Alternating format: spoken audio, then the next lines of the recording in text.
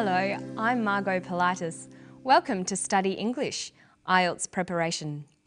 Today we're going to look at ways of discussing a topic. When you're writing or speaking, you can present facts or you can use your opinion. But how can you tell the difference? Today we'll find out. We're going to listen to a scientist talking about vitamin D and cancer. In this clip, see if you can hear both facts and opinions being used. I believe that the public health problem for vitamin D deficiency is quite significant.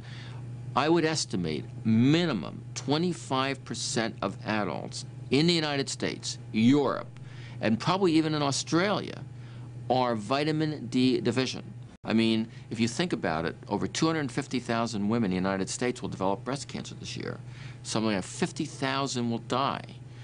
If 25% of those breast cancers could have been averted, prevented in some way, just by having a little exposure to sunlight, would have been really tremendous. So he was talking about the links between vitamin D and cancer. Many Australians these days are avoiding the sun because they know it can cause skin cancer. But by avoiding the sun, they're missing out on vitamin D, the vitamin that you get from sunshine.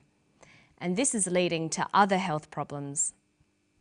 When you're reading, writing, or listening to an argument like this, it's important to be able to tell the difference between statements of fact and statements of opinion. But how can you tell the difference?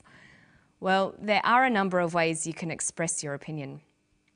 Today, we're going to look at two of these, using phrases that express an opinion and using modal verbs. First, let's look at some phrases. The key words to listen for when you're trying to decide whether someone is talking about facts or opinions are words like believe, think, argue, feel, opinion, or view. These vary from formal to informal. If I was talking with my friends, I might say, I think or I believe. If I was in a class or tutorial, I might say, in my opinion, or in my view. But if I was writing an essay or giving a very formal talk, I'd probably choose, it is believed, or it is thought. In formal writing, many people think you should avoid using the word I, even if you are giving an opinion. Here's the clip again. Listen for some of those phrases.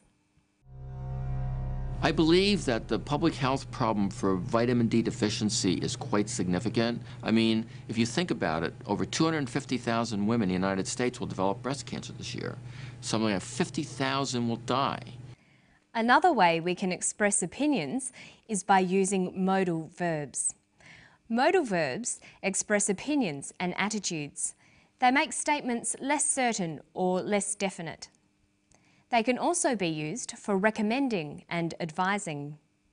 Here are the modal verbs used for opinions. Would, should, could, might. These words signal that the speaker is giving an opinion. Look at these examples. Can you tell which ones are facts and which ones are opinions? 50,000 will die. 50,000 might die.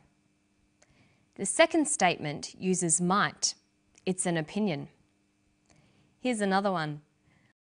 I do not think small amounts of sunlight increase the risk of cancer. Small amounts of sunlight do not increase the risk of cancer. In the first statement, you can see I do not think. This is an opinion. Now look at these two sentences. I believe that vitamin D deficiency might become common among adults. Vitamin D deficiency will affect 25% of adults. The first is an opinion. I believe, might become. The second is a fact. Will affect 25% of adults. Now let's watch the clip again. Listen for the phrases and modal verbs of opinions. I believe that the public health problem for vitamin D deficiency is quite significant. I would estimate minimum 25% of adults in the United States, Europe, and probably even in Australia are vitamin D deficient. I mean, if you think about it, over 250,000 women in the United States will develop breast cancer this year. Something like 50,000 will die. If 25% of those breast cancers could have been averted, prevented in some way, just by having a little exposure to sunlight, would have been really tremendous. Okay, so you can see that Professor Hollick is expressing an opinion using a combination of phrases and modal verbs. But now we're going to look at some pronunciation tips. When you're learning English, there are three very important parts of pronunciation. They are word stress, sentence rhythm, and intonation. Today we're going to look at the first two, how you can practice word stress and sentence rhythm together to improve your spoken English. Listen to this sentence closely for word and sentence stress. I don't think we should blame moderate, intelligent exposure to sunlight throughout our lives as the culprit for markedly increasing our risk of developing skin cancer. Notice that the speaker uses many words with more than one syllable. That is common in formal academic language. But when you come across longer words, you have to learn which syllable to stress. For example, we say intelligent, increasing, and markedly. Notice that when you stress one syllable, the vowels in the other syllables are shortened. Sometimes these short syllables become a schwa, an sound, or an I. They're short, relaxed sounds. Listen to moderate, intelligent, exposure, culprit, markedly, developing, cancer. This shortening of syllables preserves the overall sentence rhythm. Listen to the clip again.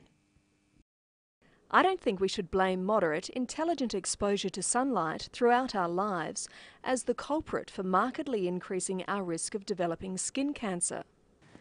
So when you're learning to speak English, you need to learn the pronunciation of individual words, but you also need to practice sentence rhythm, putting the words together into sentences.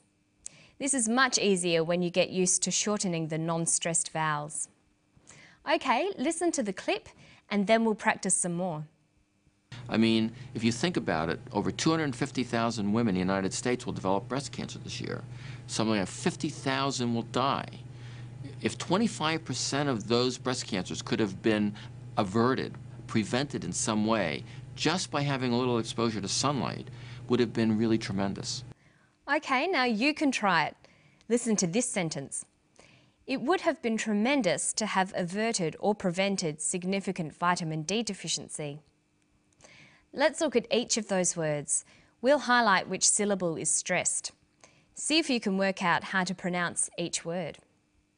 Tremendous, averted, prevented, significant, vitamin, deficiency.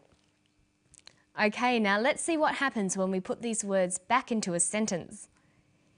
It would have been tremendous to have averted or prevented significant vitamin D deficiency. Making your spoken English sound natural takes a lot of practice. Don't forget to listen closely to vowel sounds and sentence stress, and remember to practice reading and writing in English every day. And that's all from me today. I'll see you next time on Study English. Bye.